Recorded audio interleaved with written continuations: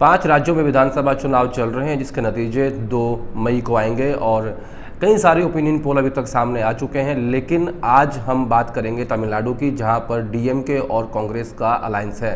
हालांकि कांग्रेस को महज 25 सीटें डीएमके ने दी हैं, लेकिन दोनों पुराने अलायंस हैं। डीएमके यूपीए का हिस्सा माना जाता है। आज हम बात करेंगे कि कौन है वो भावी मुख्यमंत्री जिसने कहा कि राहुल गांधी को कि आप राष्ट्रीय स्तर पर बीजेपी के सामने एक गठबंधन तैयार कीजिए, और राहुल गांधी ने किसको कहा कि आप मुझे सर नहीं भाई कहिए। जी, आज इन 2 मुद्दों के बारे में बात करेंगे और आपको बताएंगे कि किस तरीके से यूपी के जो अलाइज हैं वो राहुल गांधी को बोल रहे हैं कि आप राष्ट्रीय स्तर पर गठबंधन तैयार कीजिए।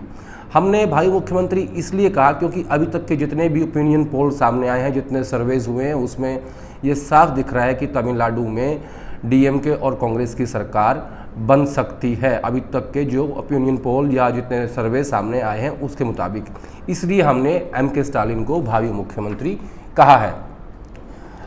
तमिलनाडु में स्टालिन और राहुल गांधी ने पहली ज्वाइंट रैली की सालेम में, जहां पर स्टालिन ने जनता को संबोधित करते हुए कहा कि मैं चाहता हूं कि राहुल गांधी राष्ट्रीय स्तर पर जाकर जैसा समझौता, जैसा गठबंधन, जैसा अलायंस तमिलनाडु में डीएमके और कांग्रेस का है, वैसा ही वो राष्ट्रीय स्तर पर भी तैयार करें ताकि वो बीजेपी से लड़ सकें।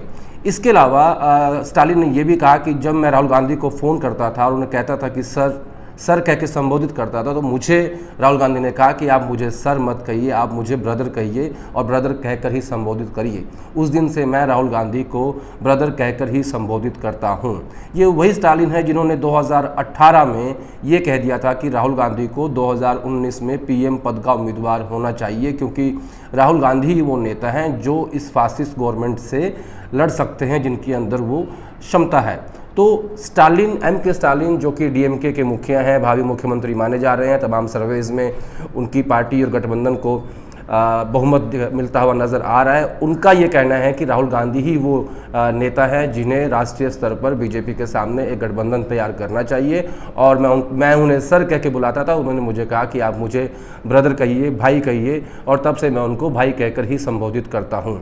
इससे पहले आपने देखा होगा कि कांग्रेस पार्टी के अंदर G23 का एक समूह बना है नेताओं का, जिसको पार्टी के काम करने के तरीके पर वो सवाल खड़े कर रहा है। लेकिन देखिए, पार्टी भले ही कांग्रेस के अंदर से पार्टी के काम करने के तरीके पर सवाल खड़े हो रहे हों, लेकिन एक तरफ अलाइज जो हैं, अलाइज को लेकर भी काफ़ी कुछ इस वक्त चल रहा है देश की राजनीति में। क्योंकि डीएमके कहते हैं कि आप राष्ट्रीय स्तर पर गठबंधन तैयार कीजिए, जैसा कि डीएमके और कांग्रेस का तमिलनाडु में है। वहीं शिवसेना के साथ, जो कि महाराष्ट्र में सरकार है एनसीपी और कांग्रेस की, एनसीपी के सांसद संजय राउत कहते हैं कि यूपीए का चेयरपर्सन शरद पवार को बनाना चाहिए। हालांकि कैमरे के सामने कोई भी यूपीए की पार्टी इसके ऊपर बोलने के लिए राज़ी नहीं है। लेकिन एक तरफ वहीं डीएमके जो इनका अलाई है तमिलनाडु में, वो कहता है कि आप राष्ट्रीय स्तर पर गठबंधन तैयार कीजिए, अपने आप को एक राष्ट्रीय नेता प्रोजेक्ट कीजिए। तो स्टालिन के इस बयान के बाद क्या हम ये मान लें कि 2 मई के बाद जब चुनाव आएगा और कांग्रेस पार्टी ने एक तारीख दे रखी है कि जून के एंड तक कांग्रेस पार्टी के पास नया अध्यक्ष चुनकर आ जाएगा, तो क्या उस तरफ ये कदम बढ़ रहे हैं? तो क्या डीएमके चीफ के कहने के बाद राहुल गांधी जून में एक बार फिर से कांग्रेस पार्टी के अध्यक्ष बनने के लिए राज़ी हो जाएंगे? क्योंकि 2019 के चुनाव की हार की जिम्मेदारी लेते हुए कांग्रेस अध्यक्ष पद से राहुल गांधी ने इस्तीफा दे दिया था। अब एक तरफ कुछ सहयोगी कह रहे हैं कि यूपीए चीफ शरद पवार बने, तो कुछ उनके अलाइज, यूपी के अलाइज बोल रहे हैं कि नहीं, राहुल गांधी को ही राष्ट्रीय स्तर पर गठबंधन तैयार करना चाहिए, वही नेता पार्टी के हो सकते हैं। तो इन सब के बीच में एक बड़ा सवाल बस यही है, तो क्या 5 राज्यों के चुनाव के नतीजों के बाद जून में होने वाले कांग्रेस अध्यक्ष चुनाव के लिए राहुल गांधी राज़ी हो जाएंगे?